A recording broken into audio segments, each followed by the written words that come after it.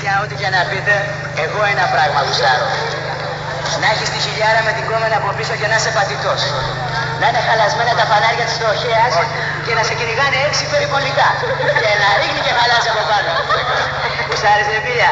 Εγώ ναι, την κόμμα ένα χαμόνο, αλλά πούτι.